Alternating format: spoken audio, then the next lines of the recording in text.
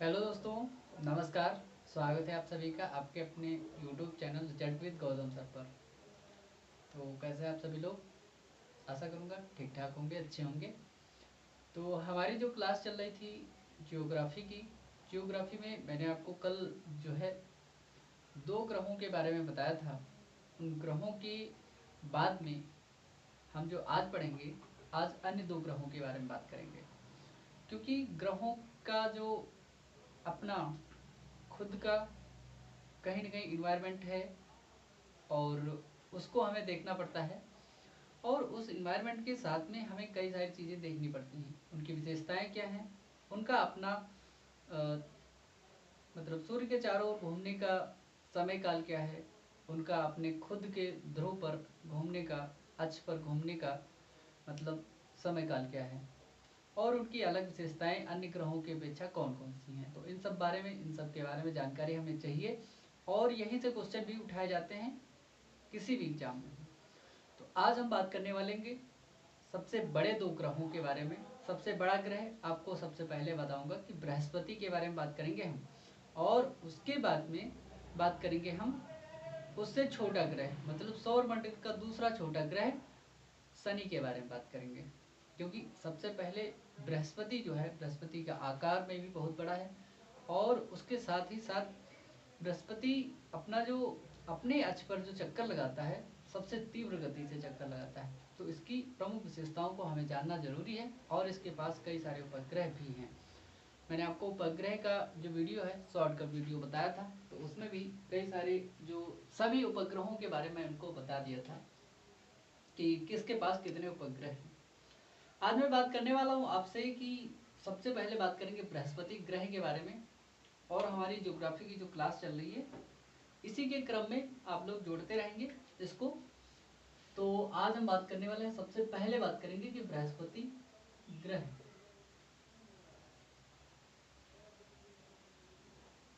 बृहस्पति जिसको हम कहते हैं जुपिटर।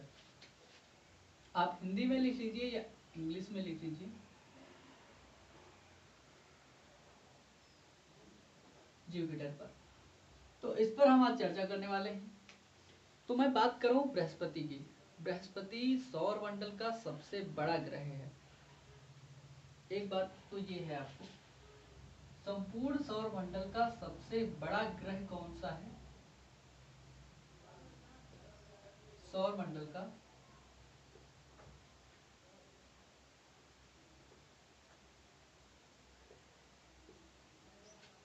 सबसे बड़ा ग्रह है ये।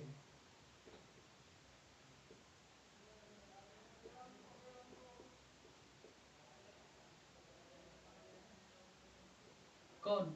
आपका बृहस्पति।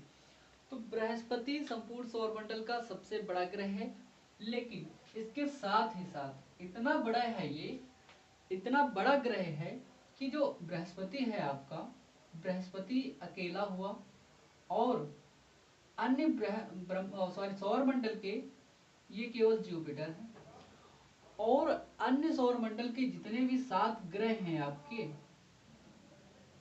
ठीक है, 7 अन्य ग्रह जितने भी हैं, ठीक है, तो इन सबको एक साथ आप मिला लीजिए, और बृहस्पति को एक साथ मिला लीजिए, इनका 2 गुने से भी ज्यादा अर्थात 2.5 गुना। कितना है? 2.5 गुना बड़ा है। इतना बड़ा है बृहस्पति, अकेला बृहस्पति की बात कर रहा हूं। तो इन सबको आप मिला दीजिए, 8 ग्रहों को, जुपिटर को अकेला रखिए, तब भी ये उनका 2.5 गुना है। समझ रहे आप लोग बात को? तो ये इतना बड़ा ग्रह है। आकार में बता रहा हूं, तो जितने सौर मंडल के सभी ग्रहों को मिलाकर, अगर सौर मंडल के सॉरी हाँ हमारे सौर मंडल के ही सभी ग्रहों को मिलाकर, सभी ग्रहों को आपस में जोड़ दिया जाए, मतलब मिला दिया जाए, उसके बाद भी उनका एक ग्रह बना दिया जाए, उन सबको मिलाकर के एक ग्रह बना दिया जाए, मिलाकर एक कर देने पर, करने के बाद उसका 2.5 गुना। कितना? 2.5 गुना, आप समझ रहे हैं ना? उसका 2.5 गुना।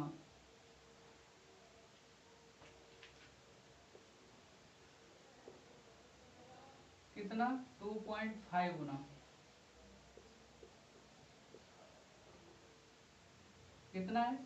2.5 गुना बृहस्पति आकार रखता है अपना। कैसा आकार है इसका? बृहस्पति का आकार कैसा है? उसका 2.5 गुना। समझ रहे हैं ना आप लोग कि जितने भी ग्रह हैं 8, उसमें से 7 ग्रहों को आपस में जोड़ दीजिए, उसके साथ में बृहस्पति को अकेला रखिए, उसके बावजूद भी इसका भारी भरकम इतना बड़ा आकार है। बृहस्पति करता क्या है? बृहस्पति अपने अक्ष पर घूमता है। अपने अक्ष पर ये घूमता है बृहस्पति।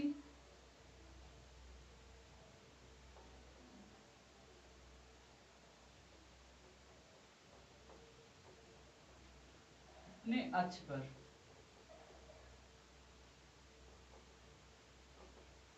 या इसको कहेंगे बृहस्पति अपने अक्ष पर परिभ्रमण करता है।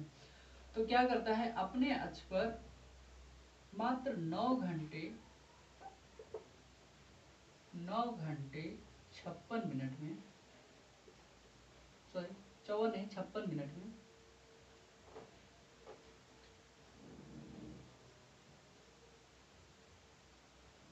इतने मिनट में एक चक्कर जो है पूरा कर लेता है। जैसे पृथ्वी अपने अक्ष पर एक चक्कर लगाने में 24 घंटे का टाइम लेती है ना, 23 घंटे 56 या 54 मिनट जो भी लगता है उसको, पृथ्वी को 56 मिनट लगता है लगभग। तो वैसे ही जो जुपिटर है, जुपिटर अपने अक्ष पर घूमने में जो समय लेता है 9 घंटे 56 मिनट का टाइम लगता है। अर्थात जुपिटर पर यहाँ पर टोटल कुल मिलाकर के कितना, लगभग 10 घंटे का टाइम लगता है उसको अपने धुरी पर घूमने में। 5 घंटे की रात मान लीजिए, 5 घंटे का दिन मान लीजिए, वहां पर ऐसा होता है। तो क्या होता है, लगभग यहाँ पर इसको 10 घंटे का टाइम लगता है। कितने घंटे? ओनली 10 आवर्स घूमने के लिए अपनी धुरी पर पूरा घूम जाता है। ठीक है। और मैं बात कर रहा हूं आपसे कि अगर अब हम बात करते हैं कि मतलब 9 घंटे जब 56 मिनट ही लगते हैं इसको अपने धुरी पर घूमने में, वहीं मैंने आपको शुक्र को बताया था कि उसको 243 दिन घूमने में लगता है अपने अक्ष पर घूमने में, जबकि वो उससे पहले सूर्य का चक्कर लगा लेता है अपने अक्ष पर घूमने से पहले, क्योंकि वहां पर 90 to 95% जो आपकी कार्बन डाइऑक्साइड पाई जा रही थी, इस कारण से। अब मैं बात कर रहा था कि ये सबसे तीव्र गति से सौर मंडल में, संपूर्ण सौर मंडल में क्या करता है, ये जितना भी सौर मंडल में जितने भी ग्रह हैं ना, उन सभी ग्रहों में, सौर मंडल के सभी ग्रहों में सभी ग्रहों में सबसे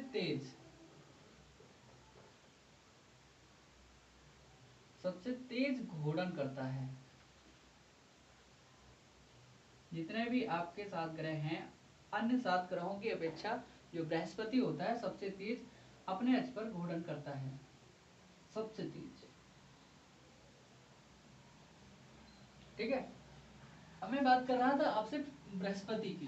तो बृहस्पति जो है आपका, यही वाला बृहस्पति जो सूर्य की परिक्रमा है ना, सूर्य की परिक्रमा देखो कितना इसका आकार जो है बहुत बड़ा है, इसलिए सूर्य की परिक्रमा करने में इसको काफी लंबा टाइम लग जाता है। कितना?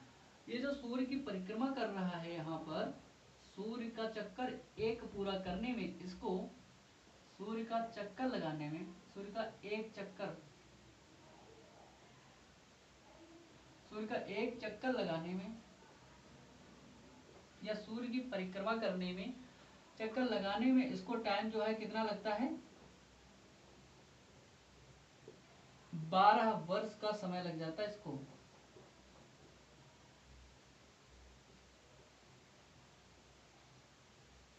12 वर्ष का समय इसको लगता है, क्योंकि इसका देखिए, आपको एक बात बताता हूं एक व्यक्ति हो दुबला पतला सा या फिटनेस उसकी ठीक ठाक हो, वो दौड़ रहा हो रेस में, और उसका एक 10 गुना आदमी मोटा ताजा आदमी हो और उसकी फिटनेस भी ठीक ना हो, तो वो अगर तेजी से दौड़ेगा तो उसके बराबर नहीं दौड़ पाएगा कभी भी। उसका भारी भरकम शरीर उसको चलने ही नहीं देगा। और दौड़ा मतलब दुबला पतला होगा आदमी तो आराम से, जिसकी फिटनेस ठीक हो कि वो दौड़ता हुआ रेस मारता हुआ भागता हुआ चला जाएगा। तो इसका एक ये भी कारण हो सकता है। लेकिन यहाँ पर अन्य गैसें भी पाई जाती हैं, जैसे मीथेन गैस यहाँ पर पाई जाती है, हीलियम हाइड्रोजन गैसें पाई जाती हैं, और अमोनिया गैस भी यहाँ पर पाई जाती है। तो इसलिए भी ये आगे नहीं बढ़ पाता है। इसके कई सारे रीजन हैं, ठीक है। तो इसके उपग्रहों की संख्या मैंने आपको बता दी थी, पिछला छोटा सा एक वीडियो मैंने बताया था इसके पास कितने उपग्रह हैं। इसके उपग्रहों की संख्या यहाँ पर 79 मैंने आपको बताई थी। कितनी? 79। 79 उपग्रहों में कुछ उपग्रह हैं इसके पास, उनको मैं बताता हूँ आपको। कि जैसे आपका उपग्रह हुआ एक उपग्रह हुआ, एग्जाम्पल में लिख लीजिए। एक उपग्रह है जो पूरे सौर मंडल का सबसे बड़ा उपग्रह है, गैनीमीड।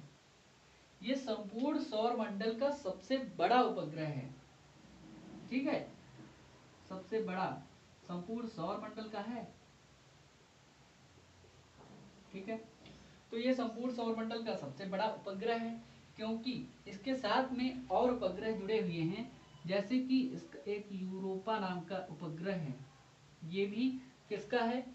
ये भी आपका जो उपग्रह है, ठीक है, उपग्रह है, ये किसका है? आपके जुपिटर के हैं, बृहस्पति के उपग्रह यहाँ पर आपको दिखाई दे रहा है। और मैं बात कर रहा हूँ आपसे कि एक कैलिस्टो नाम का भी उपग्रह यहाँ पर इसी का आता है।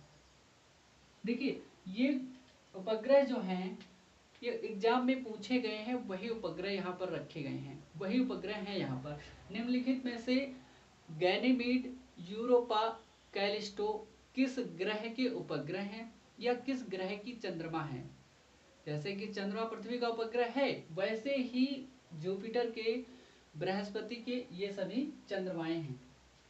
आपको दिख तो रहा है ना, कैलिस्टो, ठीक है। यहाँ पर मैं लिख देता हूं, अगर लास्ट में दिखाई दे नहीं रहा है तो इसको ऐसे लिख लीजिए, कैलिस्टो, ठीक है।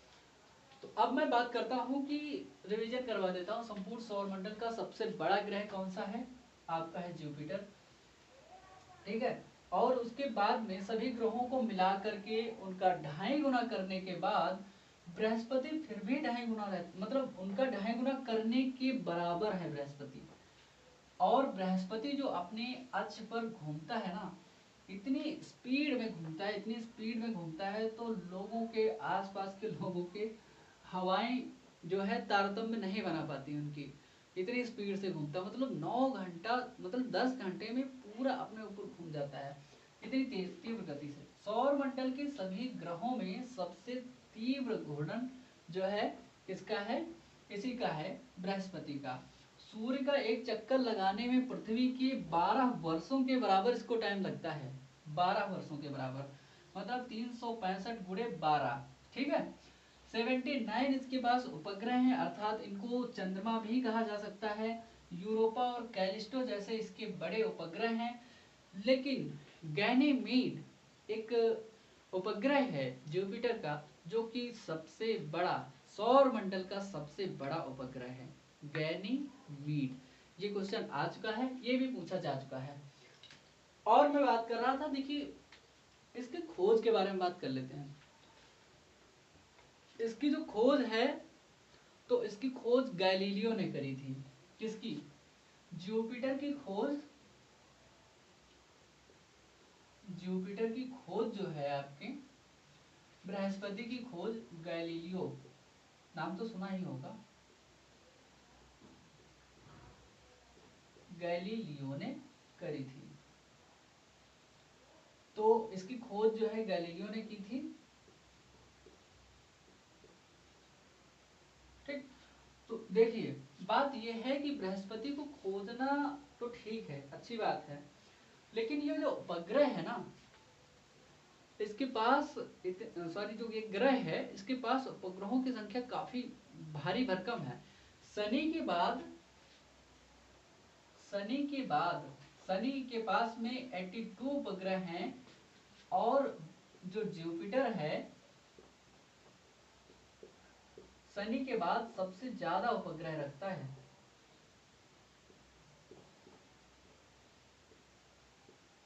वो कितने रखता है? मैंने आपको बताया कितने, 79 रखता है ये। और शनि कितने रखता है? शनि के पास 82 उपग्रहों की संख्या है। ठीक है, अब मैं बात कर रहा था कि आपसे जो आपका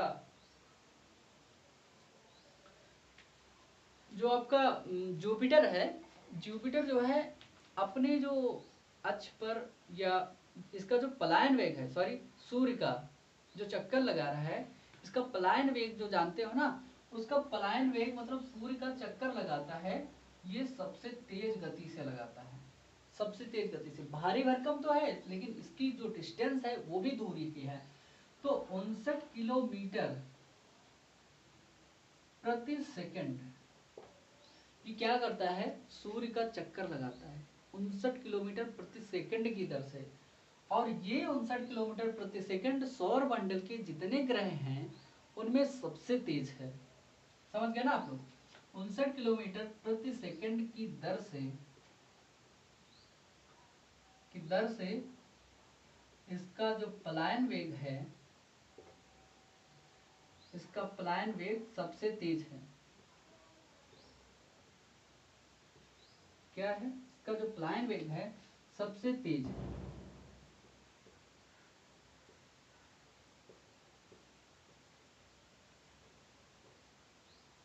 समझ गए आप?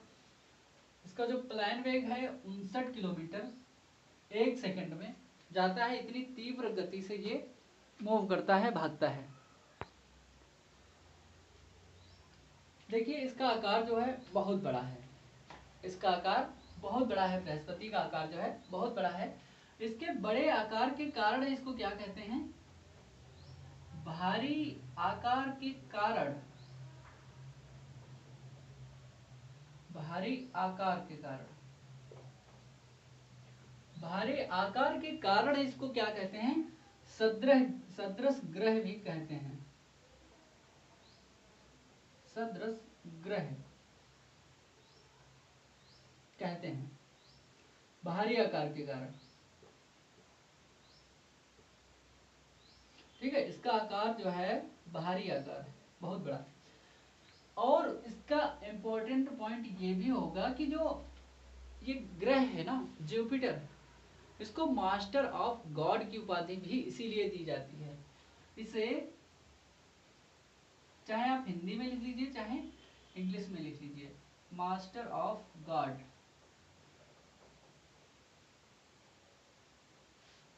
मास्टर ऑफ गॉड भी कहा जाता है इसी को।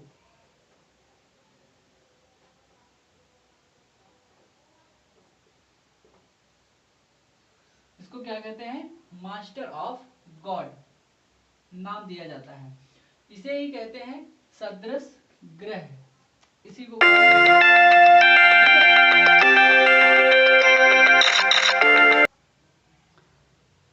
जब बृहस्पति की बात आती है तो इसे हम क्या कहते हैं? मास्टर ऑफ गॉड भी कहा जाता है, मास्टर ऑफ गॉड।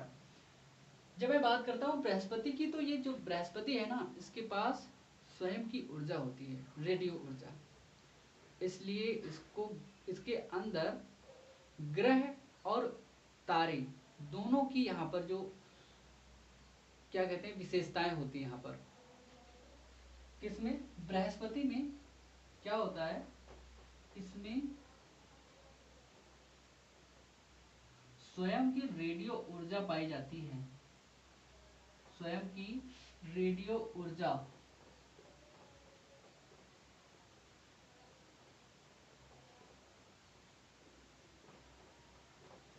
इसमें स्वयं की रेडियो ऊर्जा पाई जाती है। ठीक है, इसलिए जब स्वयं की रेडियो ऊर्जा पाई जाती है तो तारे को आपने देखा होगा ना,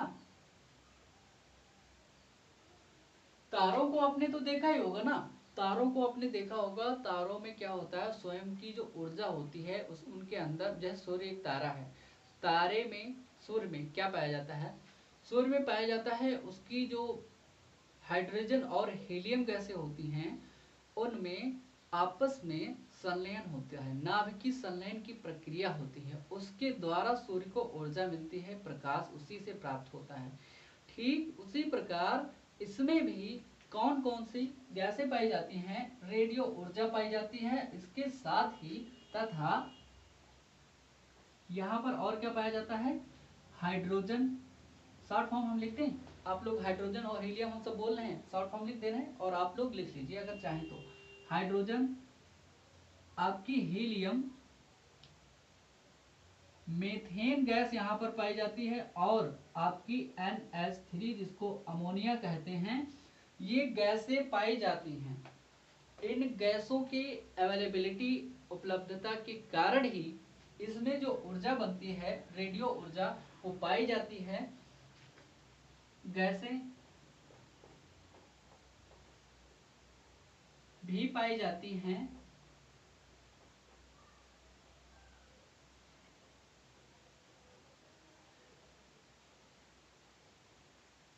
इसलिए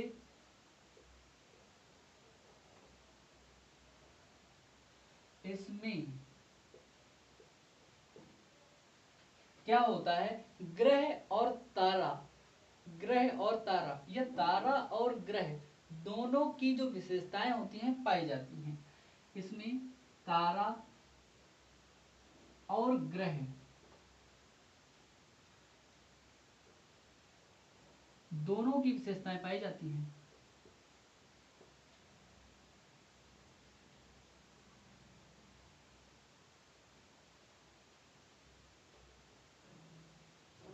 विशेषताएं जो है पाई जाती हैं, इतना आपको याद रखना है।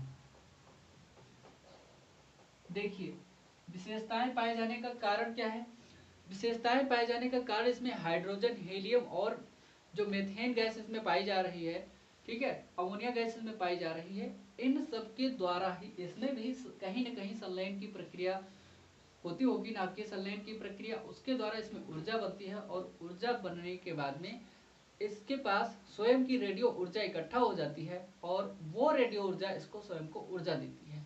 ठीक है, प्रकाश की, प्रकाश भी इसको प्रदान करती है। अगर कहीं पृथ्वी के आसपास अगर ऐसा होता होता तो हमें बहुत ज़्यादा सूर्य की आवश्यकता शायद ना पड़ती, लेकिन इसके पास क्या है, इसके पास अपनी स्वयं की ऊर्जा भी है, तो इसको इसीलिए क्या कहते हैं, इसमें स्वयं की ऊर्जा पाई जाती है, इसलिए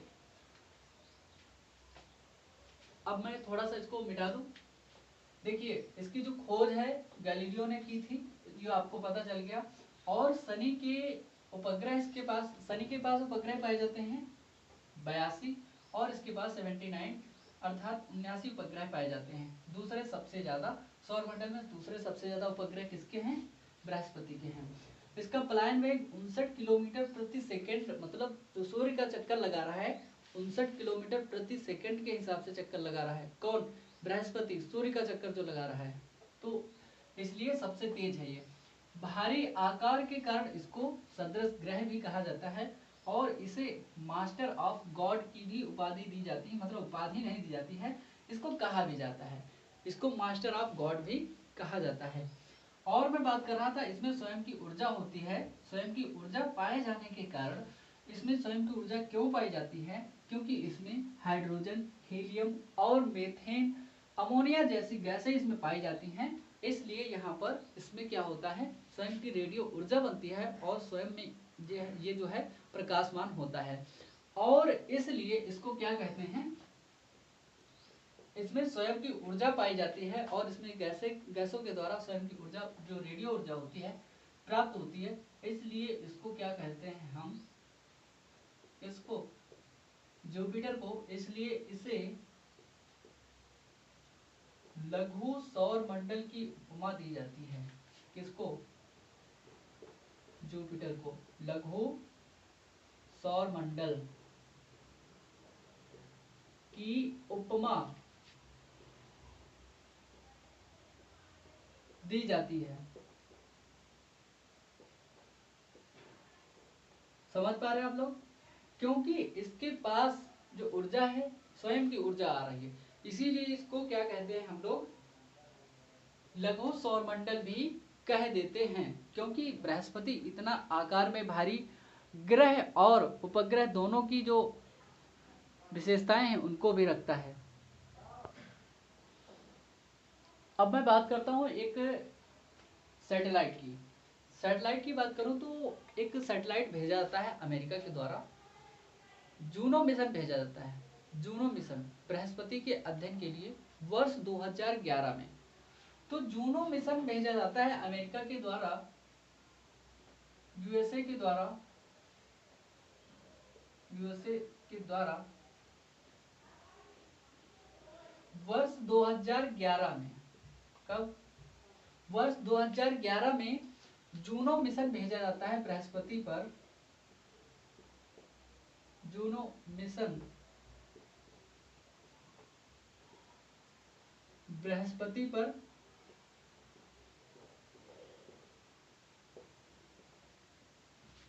भेजा गया, भेज दिया इसने। लेकिन ये पहुंचता कब है? ये जो जूनो मिशन है, जूनो मिशन पहुंचता है वर्ष 2016 में। जूनो मिशन वर्ष 2016 में पहुंचता है। वर्ष 2016 में जो जुपिटर पर पहुंचता है। कब? 2016 में जुपिटर पर क्या होता है? पहुंच जाता है, मतलब बृहस्पति पर पहुंचता है। इसने क्यों भेजा होगा? क्योंकि इसकी धरातल का अध्ययन करने के लिए, यहाँ पर कौन कौन सी गैसें पाई जाती है उनका ज्ञान करने के लिए, यहाँ पर कोई किसी प्रकार की मिट्टी यहाँ पर कैसी पाई जाती है, यहाँ पर है कि नहीं है, बहुत सारी जानकारी जुटाने के लिए जूनो मिशन भेजा गया था वर्ष 2011 में। लेकिन ये मिशन पहुंचा था कब? 2016 में। अब हमने कहा इसमें स्वयं की ऊर्जा पाए जाने के कारण इसे लघु सौरमंडल की उपमा दी जाती है। और इसको क्या कहा गया? अमेरिका के द्वारा एक इसके ऊपर मिशन भेजा जाता है, जूनो मिशन। जूनो मिशन 2011 में भेजा गया, लेकिन 2016 में पहुंचता है। किसके ऊपर? बृहस्पति के ऊपर। अब हम बात करने वाले आपके बृहस्पति को हटा दीजिए, अब बात करते हैं आपकी शनि की। शनि पर अब हमारी बात होगी, जिसको कहते हैं सैटर्न। ठीक है। अब हम बात करते हैं आपका एक दूसरा ग्रह है जिसका नाम है, अच्छा नहीं लिखा, सही से लिख लिया, शनि की बात करते हैं। ठीक है। तो आपका जो शनि है जिसका नाम है सैटर्न।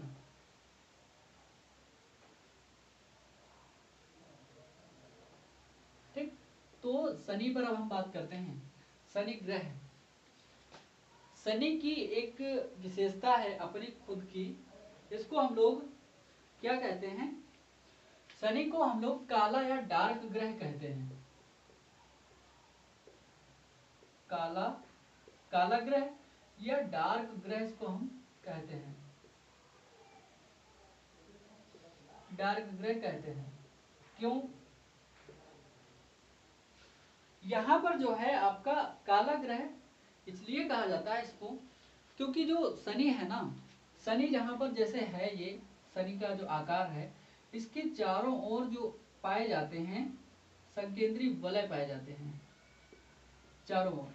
इन संकेंद्री वलों के कारण जो सूर्य का जो प्रकाश होता है शनि के ऊपर नहीं पहुंच पाता, इसलिए यहाँ पर ऑलवेज अंधेरा ही रहता है।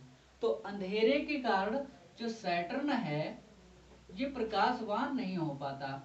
तो ये जब प्रकाशवान नहीं हो पाता तो यहाँ पर उष्मा जो है, प्रकाश जो है नहीं पहुंच पाता है, तो यहाँ पर अंधेरा रहता है। इसीलिए इसको हम डार्क ग्रह की उपमा देते हैं, काले ग्रह की उपमा देते हैं। आपको बहुत अच्छे से समझते हुए चलना है, दोबारा आपको एक बार बस रिवीजन करना पड़े ऐसा आपको पढ़ना है। ठीक है, बस एक बार रिवीजन करना पड़े। डार्क या काला ग्रह क्यों पता चल गया ना?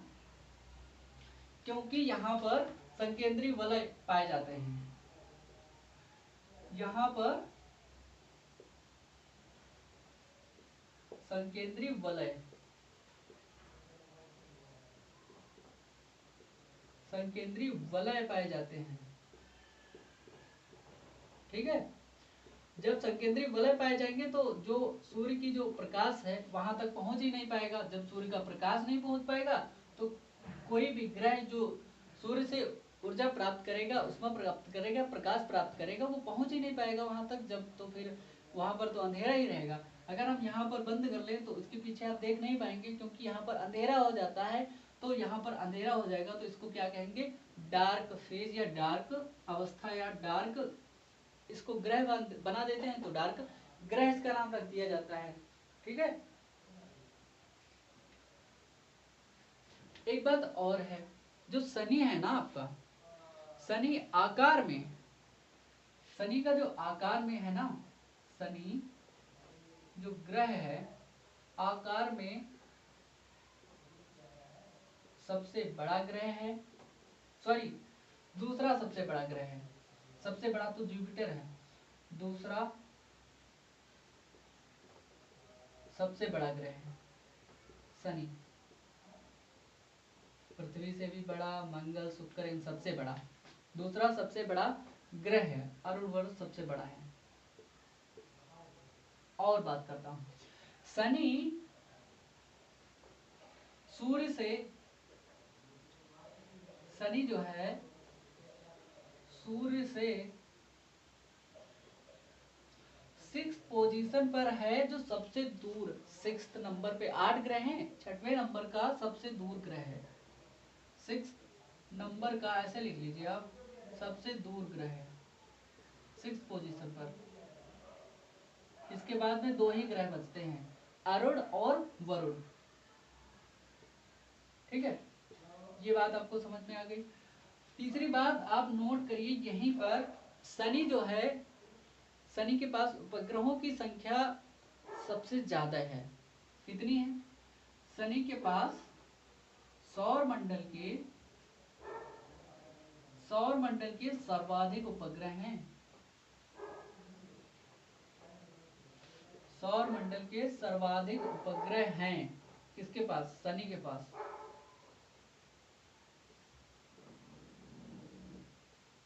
वो भैया कितने हैं? 82 मैंने आपको पिछले ही अभी बताया था। 82 उपग्रह हैं। कितने उपग्रह? केवल 79 उपग्रह हैं जुपिटर के पास, उससे ज्यादा उपग्रह हैं इसके पास। पूरे सौर मंडल की सबसे ज्यादा उपग्रह। ठीक है, तो शनि की ये बात हो रही है आपसे मेरी शनि के साथ में। ठीक, और शनि के उपग्रह हैं कौन कौन से, उनको भी तो आप लिख लीजिए। शनि के उपग्रहों की जब हम बात करते हैं, इसके उपग्रह,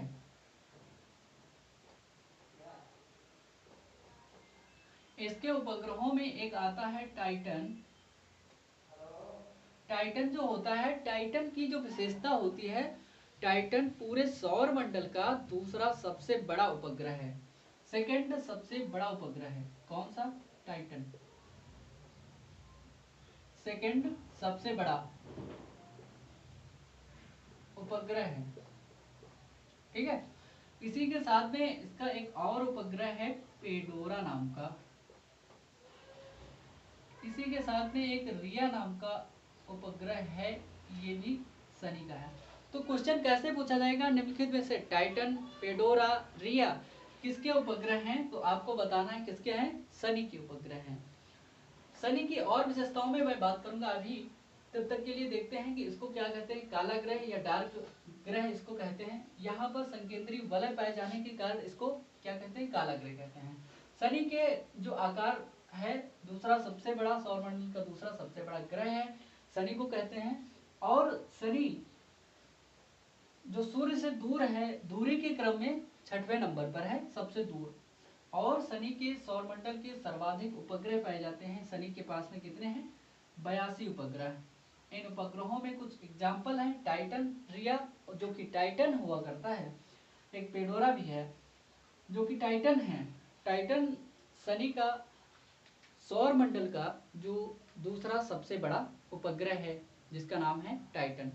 गैनीमीड संपूर्ण सौर मंडल का सबसे बड़ा उपग्रह है। उसके बाद में टाइटन जो दूसरा सबसे बड़ा उपग्रह है। निम्नलिखित क्रम में पूछा जा सकता है कि निम्नलिखित में से कौन से सबसे बड़े उपग्रह हैं। अवरोही क्रम में दे सकता है, आरोही क्रम में दे सकता है। तो अगर टाइटन और गैनीमीड आपको याद है तो हो सकता है आप कहीं ना कहीं ऑप्शन में लगा सकते हैं। ठीक है, तो और मैं बात कर रहा था आपके शनि पर। शनि का जो डेंसिटी है ना, इसका घनत्व संपूर्ण सौरमंडल में सबसे कम है। कितना है इसका जो घनत्व है शनि का, इसका घनत्व संपूर्ण सौरमंडल में सबसे कम है। घनत्व 0.7 ग्राम। कितना है 0.7 ग्राम प्रति घन सेंटीमीटर है। इसलिए यह जल में नहीं डूबता। ओहो, इसलिए यह जल में नहीं डूबता। अगर ये जल में नहीं डूबेगा तो ये क्या जल में तैरेगा? सही बात है, इसलिए जल में नहीं डूबता है। सॉरी, जल में डूबता है क्या? जल में नहीं डूबता है। अगर इसको मान लिया, एक बात बताता हूँ आपको, अगर शनि के पास में बहुत सारे सैटेलाइट लगा करके उसको आराम से समुद्र में गिराया गया तो क्या वो डूब जाएगा? नहीं डूबेगा। शनि तो कहेगा हम तो भैया नहीं डूबेंगे, हमारे पास इतना जो डेंसिटी है हमारी बहुत कम है, हम तो उसके ऊपर ही तैरेंगे। तो मैं बात कर रहा था शनि की।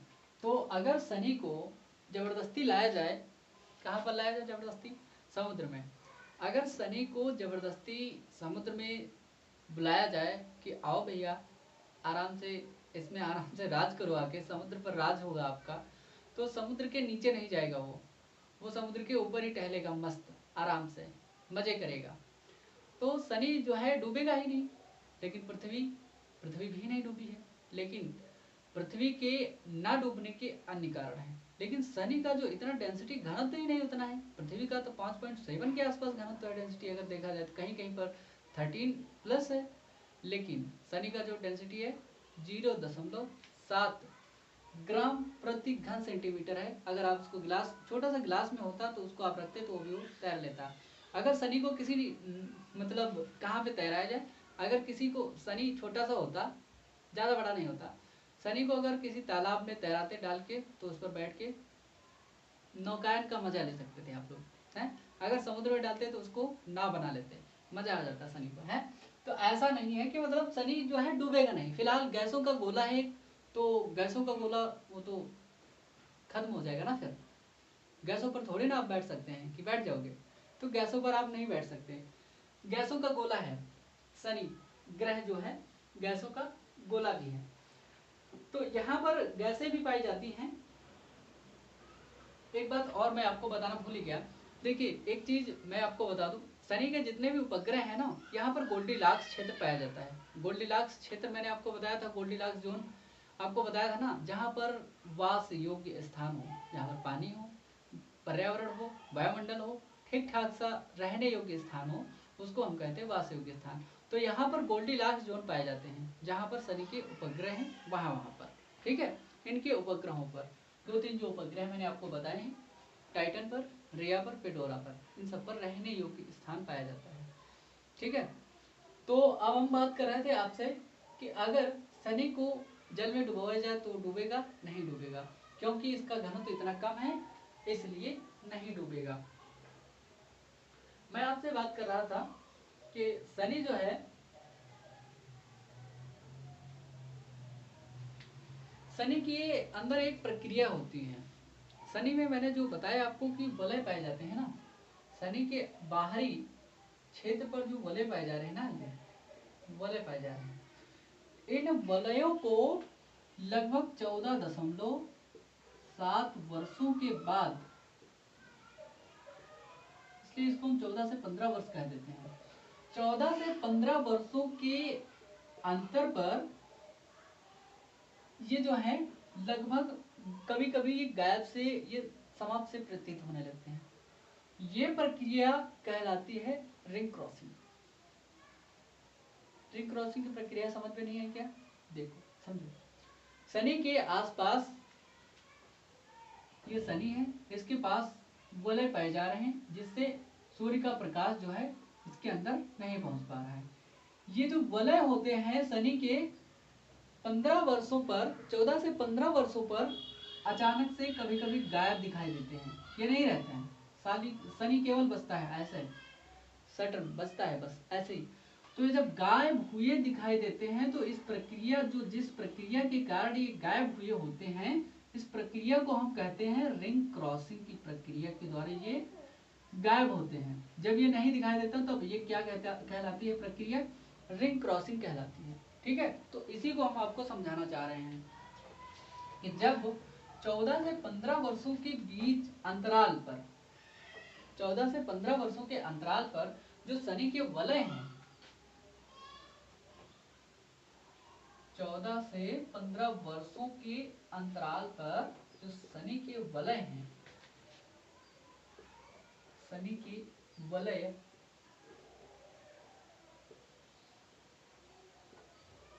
कभी कभी गायब से नजर होते हैं। क्या प्रतीत होते हैं? ऐसे कि वो गायब हो गए, तो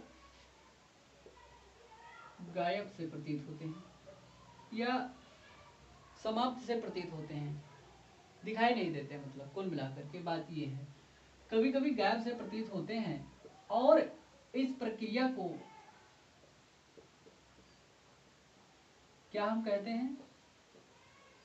जब गायब हो जाते हैं तो इस प्रक्रिया को हम कहते हैं रिंग क्रॉसिंग। इंग्लिश तो हमें आती नहीं ना, तो इंग्लिश में भी आप लिख लीजिए। कैसे लिखते हैं?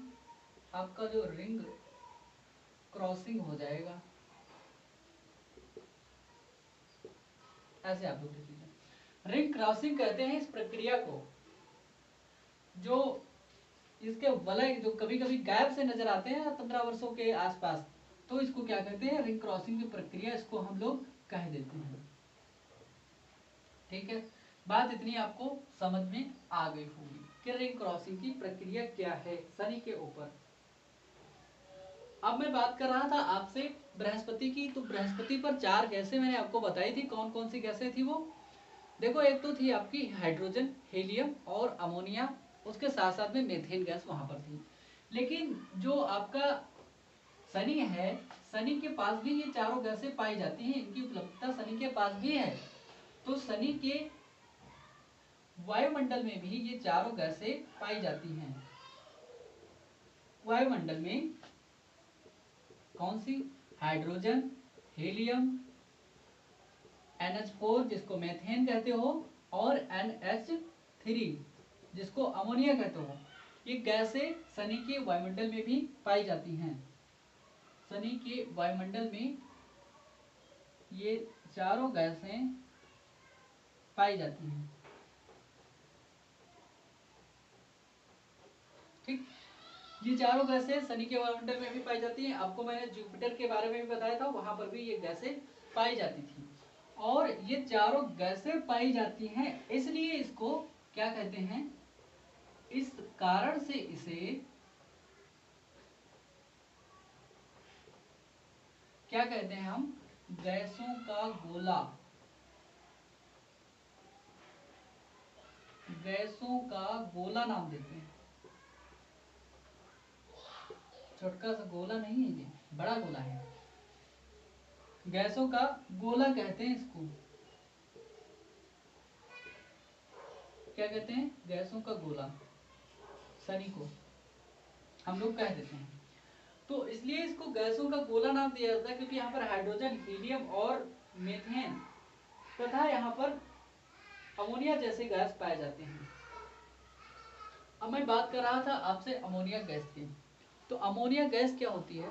अमोनिया गैस का शनि के वायुमंडल में जो पीली अमोनिया गैस होती है उसके चारों ओर पाई जाती है, इसलिए इसको, इसके वायुमंडल को ये चारों तरफ से पीला दिखाई देता है। तो इसीलिए इसका कलर जो है आपको पीला भी नजर आएगा। इसके चारों ओर इसके वायुमंडल में, इसके जो शनि के वायुमंडल में पीली अमोनिया गैस की परत पाई जाती है। पीली अमोनिया गैस की परत क्या पाया जाता है? पीली अमोनिया गैस की परत, पीली अमोनिया गैस की परत पाई जाती है। इसलिए यह बाहर से पीला नजर आता है। पाई जाती है ना, इसलिए यह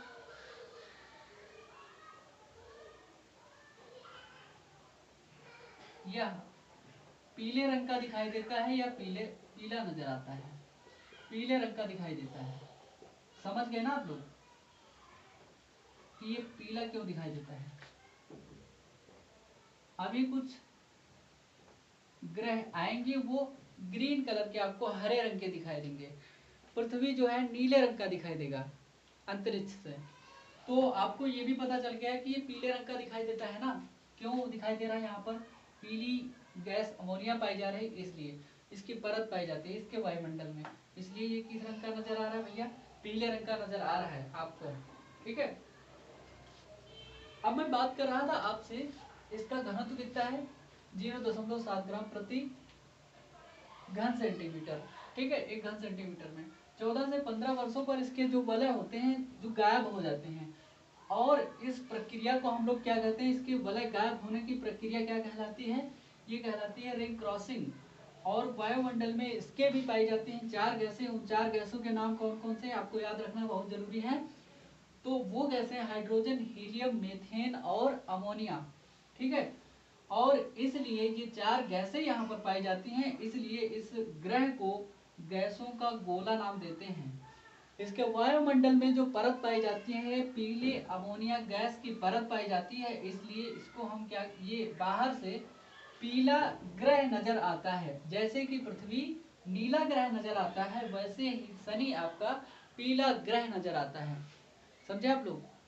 जहां पर आपको, अगर आपको समझ में ना आए कोई भी टॉपिक को, कोई भी मतलब पॉइंट जहां पर ना समझ में आए, आप उस चीज को आराम से कमेंट बॉक्स में कमेंट में लिख सकते हैं। उसके बाद में मैं बता दूंगा अगली क्लास में या उससे पहले की क्लास में।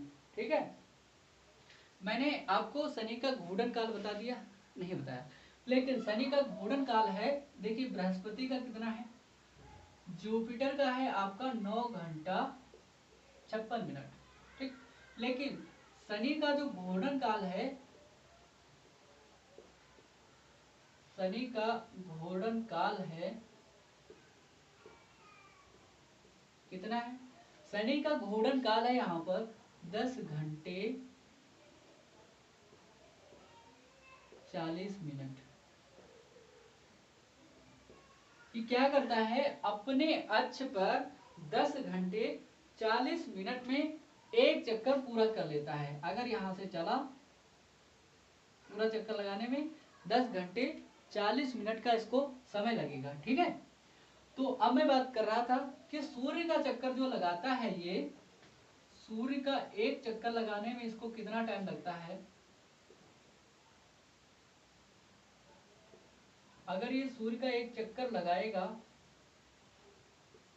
तो हमारे हिसाब से 29.5 वर्ष, 29.5 वर्ष इसको समय लगता है। 29 वर्ष, 29.5 वर्ष का इसको समय लगेगा।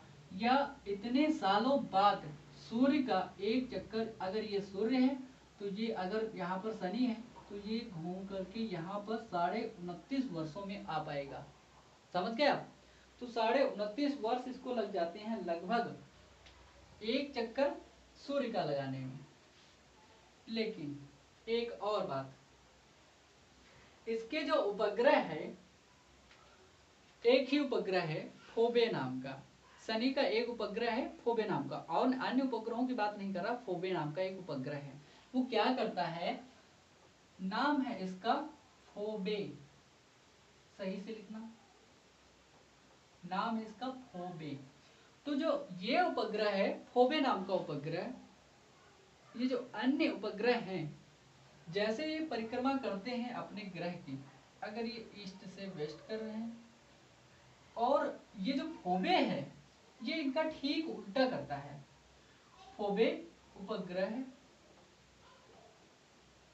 अन्य उपग्रहों की अपेक्षा क्या करता है, अन्य उपग्रहों की अपेक्षा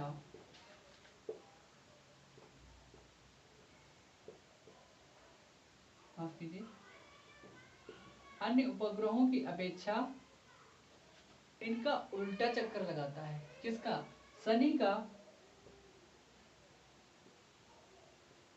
शनि का विपरीत चक्कर लगाता है। शनि का विपरीत चक्कर लगाता है, ये क्वेश्चन पूछा जा सकता है। आपको इस चीज को समझना चाहिए। तो यहां पर आपका समाप्त होता है जुपिटर और शनि।